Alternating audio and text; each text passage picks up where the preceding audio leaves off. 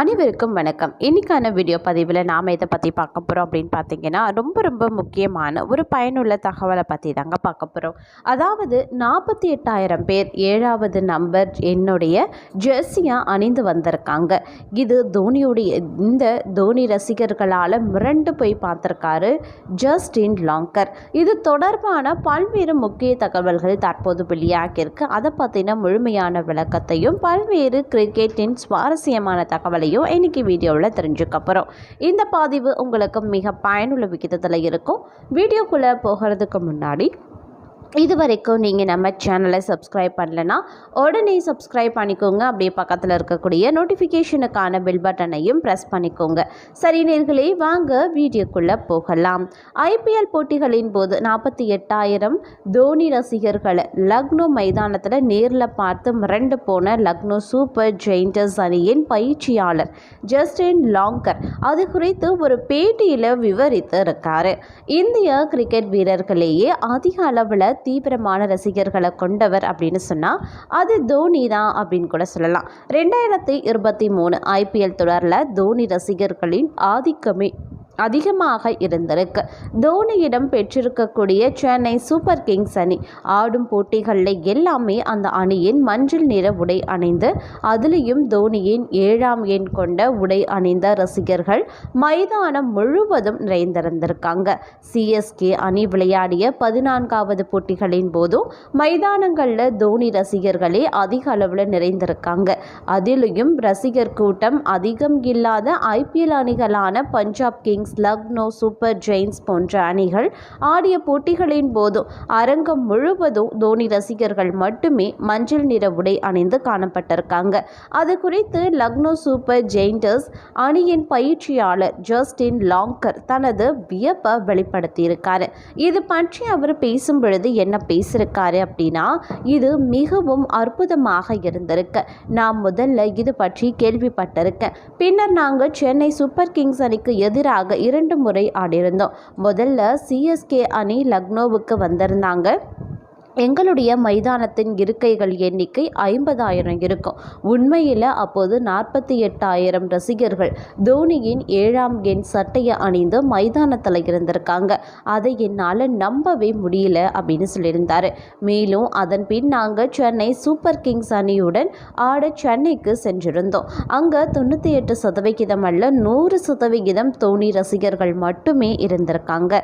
அதை என்னால் நம்பவே முடியலை. இந்தியாவில் ஒரு நாயகனை கடவுள் போல வழிபடுவதை என்னால் நம்பவே முடியவில்லை. இதற்கு முன்பு நான் இந்தியாவில் ஒரு வீரராக விளையாடிய போது சச்சின் டெண்டுல்கருக்கு அப்படி ரசிகர்கள் இருந்ததை பார்த்துருக்கேன்.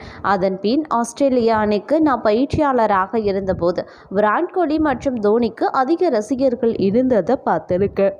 ஆனால் இந்தியாவுக்கு வந்து இதை பார்க்கும்போது என்னால் நம்பவே முடியலை அப்படின்னு ஜஸ்டின் லாங்கர் தன்னுடைய வியப்பை வெளிப்படுத்தியிருக்காரு. அது மட்டும் இல்லாமல் இந்த ஆண்டு ஐபிஎல் தொடருக்கு லக்னோ சூப்பர் ஜெயிண்டர்ஸ் அணியின் புதிய தலைமை பயிற்சியாளராக ஆஸ்திரேலிய முன்னாள் தலைமை பயிற்சியாளர் ஜஸ்டின் லாங்கர் பொறுப்பேற்று இருந்தால் ஆனால் இந்த முறை அந்த அணியால் பிளே ஆஃப் சுற்றுக்கு தகுதி பெற முடியலை. நடப்பு ஐபிஎல் தொடரில் நடைபெற்ற சில முக்கிய சம்பவங்கள் குறித்து அவரும் பேசியிருக்காரு. அதாவது 2022 ஆண்டு ஐபிஎல் தொடருக்கு புதிதாக வந்த லக்னோ அணி முதல் 2 ஆண்டும் பிளே ஆஃப் சுற்றுக்கு தகுதி பெற்றிருந்தது. அந்த 2 ஆண்டுகளிலுமே அந்த அணிக்கு மென்டராக இருந்தவர் கௌதம் கம்பீர் என்பது குறிப்பிடத்தக்கது. இந்த நிலையில் ஜஸ்டின் லாங்கரை புதிய தலைமை பயிற்சியாளராக அந்த அணி நிர்வாகம் கொண்டு வந்திருக்கு. கௌதம் கம்பீர் அங்கிருந்து விலகி நேராக தன்னுடைய பழைய அணியான கொல்கத்தாவுக்கு சென்று விட்டார். தற்போது கொல்கத்தா அணி இறுதிப் போட்டிக்கு தகுதி பெற்றிருப்பதும் குறிப்பிடத்தக்கது. லக்னோ அணி பிளே ஆஃப் சுற்றுக்கு தகுதி பெறாததை அடுத்து நடப்பு ஐபிஎல் தொடரில் தான் பார்த்த முக்கிய நிகழ்வுகள் குறித்து அந்த அணியின் தலைமை பயிற்சியாளர் ஜஸ்டின் லாங்கர் மனம் திறந்து நிறைய விஷயங்களை பேசி வந்துட்டுருக்காரு. இதில் லக்னோ மைதானத்தின் தோனிக்கு கிடைத்த வரவேற்பு குறித்து அவர் மிகவும் ஆச்சரியமடைந்திருக்காரு. இது குறித்து ஜஸ்டின் லாங்கர் கூறும் பொழுது, தோனிக்கு கிடைத்த வரவேற்பு அப்படிங்கிறது அசாதாரணமானது கிடையாது. இதை பற்றி நான் ஏற்கனவே கேள்விப்பட்டிருக்கேன். நாங்கள் இந்த IPL தொடரில் CSK அணிக்கு எதிராக 2 முறை விளையாடியிருக்கோம். எங்களுடைய மைதானத்தில் 50,000 ரசிகர்கள் வரலாம். அன்றைய குறிப்பிட்ட CSK அணிக்கு எதிரான போட்டியில் 48,000 பேர் தோனியின் 7ஆம் நம்பர் ஜெர்சி அணிந்த பனியனுடன் வந்திருந்தாங்க. என்னால் அதை நம்பவே முடியல. மேலும் நாங்கள் சென்னை மைதானத்திற்கு சென்ற பொழுது 98% அவர்கள் தான் இருந்திருக்காங்க. நான் இந்தியா வந்து விளையாடிய பொழுது சச்சினுக்கு இப்படிப்பட்ட ஆதரவை பார்த்துருக்கேன். பிறகு நான் ஆஸ்திரேலியா பயிற்சியாளராக வந்த பொழுது விராட் கோலிக்கும் இந்த மாதிரி இருந்திருக்கு. ஆனால் தோனிக்கு மிக சிறப்பான ஆதரவு ரசிகர்களிடையே இருக்கிறது அப்படின்னு சொல்லிட்டு அவர் சொல்லியிருக்காரு. அது மட்டும் இல்லாமல் இந்த ஜெர்சி விஷயம் பார்த்திங்க அப்படின்னா ரசிகர்கள் மத்தியில் பெரும் வரவேற்பையும் ஆரவாரத்தையும் கொண்டிருக்கு அப்படின்னு கூட சொல்லலாம். இதையடுத்து T20 உலகக்கோப்பையை மறக்க வேண்டியது தான் அப்படின்னு சோகத்தில் இந்திய வீரர்கள் இருக்காங்க. ஒருவர் கூட அதில் தகுதி பெறலையா. அதாவது 2024 வருடத்தின் T20 உலகக்கோப்பை தொடரில் பங்கேற்க இருக்கக்கூடிய இந்திய அணியைச் சேர்ந்த வீரர்கள் அனைவருமே IPL தொடரால் மோசமான மனநிலையில் இருப்பதாக சில விமர்சகர்கள் கருத்து தெரிவித்து வராங்க. இதன் காரணமாக இந்திய அணி வீரர்களால் உலக கோப்பையை வெல்ல முடியுமா அப்படிங்கிற கேள்வியும் எழும்பியிருக்கு. 2024 IPL தொடரின் பிளே ஆஃப் சுற்று முடிவடைந்து இறுதிப் போட்டி நடக்கப் போகிறது. இந்த இறுதிப் போட்டியில் சன்ரைசர்ஸ் ஹைதராபாத் மற்றும் கொல்கத்தா நைட் ரைடர்ஸ் அணிகள் மோத போறாங்க. T20 உலக கோப்பை தொடருக்கான இந்திய அணியில் இடம்பெற்றிருக்கக்கூடிய 15 வீரர்களில் எந்த வீரரும் IPL இறுதிப் போட்டியில் விளையாட போறதில்லை. இந்தியா T20 அணியில் இடம்பெற்றிருக்கக்கூடிய எந்த வீரரும் கொல்கத்தா மற்றும் ஹைதராபாத் அணிகளில் இடம்பெறவில்லை. இந்த தகவல் இந்திய கிரிக்கெட் ரசிகர்கள் மத்தியில் அதிர்வலைகளை ஏற்படுத்தியிருக்கு.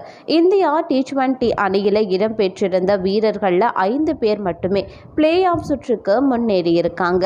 ராயல் சேலஞ்சர்ஸ் பெங்களூரு அணியைச் சேர்ந்த விராட் கோலி மற்றும் முகமது சிராஜ், ராஜஸ்தான் ராயல்ஸ் அணியைச் சேர்ந்த சஞ்சு சாம்சன், யுஸ்வேந்திரா சாஹல் மற்றும் SV ஜெய்ஸ்வால் அப்படின்னு 5 பேர் மட்டுமே பிளே ஆஃப் சுற்றுக்கு முன்னேறியும் இருந்திருக்காங்க. ராயல் சேலஞ்சர்ஸ் பெங்களூர் அணி எலிமினேட்டர் போட்டியுடனும் ராஜஸ்தான் ராயல்ஸ் 2வது தகுதி போட்டியுடனும் IPL தொடரில் இருந்து வெளியேறியிருக்காங்க.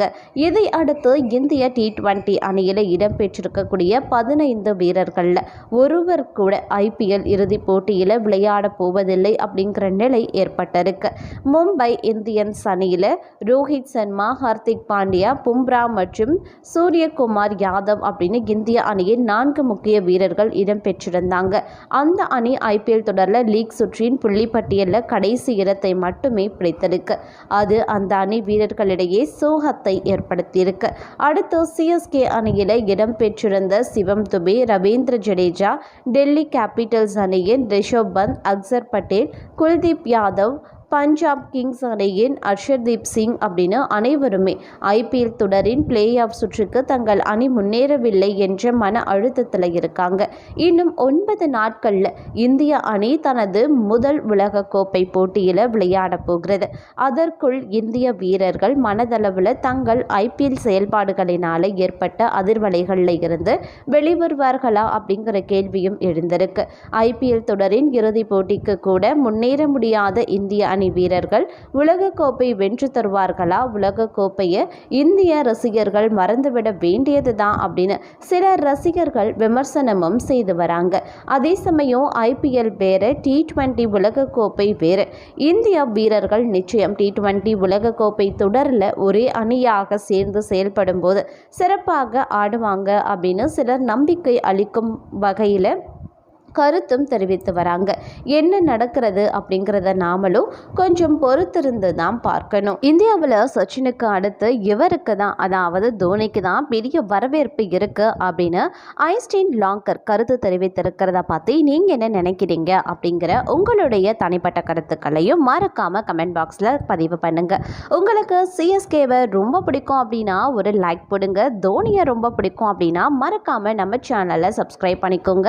அப்படியே பக்கத்தில் இருக்கக்கூடிய நோட்டிஃபிகேஷனுக்கான பெல் பட்டனையும் ப்ரெஸ் பண்ணிக்கோங்க. இந்த மாதிரி கிரிக்கெட் அப்டேட்ஸை நீங்கள் உடனுக்குடன் தெரிஞ்சுக்கணுமா? மறக்காமல் நம்ம சேனலை சப்ஸ்கிரைப் பண்ணிக்கிட்டீங்க அப்படின்னா இந்த மாதிரியான கிரிக்கெட் அப்டேட்டை, சுவாரஸ்யமான கிரிக்கெட் அப்டேட்ஸ் உங்களால் உடனுக்குடன் தெரிந்து கொண்டு பலன் பெற முடியும். இந்த பதிவு உங்களுக்கு பிடிச்சிருந்தா உங்களுடைய ஃப்ரெண்ட்ஸ் மற்றும் ஃபேமிலிக்கும் ஷேர் பண்ணுங்கள்.